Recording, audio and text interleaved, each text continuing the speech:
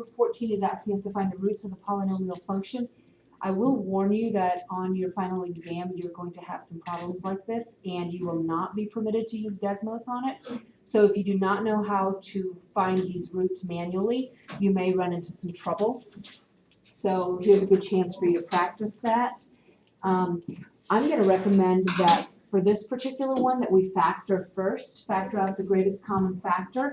So that is going to be 2x. When we factor 2x out, we're left with 6x squared plus 2x minus 1. And then, of course, all of this is equal to f of x, or in our case, we could set it equal to 0 because that's what we're looking for. We're looking for the zeros, the place where it crosses the y-axis. So if we say this is equal to 0, obviously one of our values for x is going to equal 0. Okay, so that's good. We have one down. And technically 2 more to go, because do you see that this is a cubic function? So there should be 3 answers altogether. Now, this is a quadratic, a quadratic portion of this trinomial.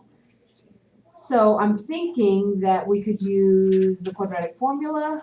You could use completing the square. I'm going to use a quadratic formula. You guys can pick what you want, but I'm going to use a quadratic formula. So I'm going to say this is A, this is B, and this is C. So I have negative B plus or minus the square root of B squared, which is 4 minus 4A, C, which is negative 1, all over 2A, which is going to give me 12. You see how this 2x is just sitting out here doing nothing while we're working with the quadratic formula? Okay, so when I take 4 times 6, I get 24.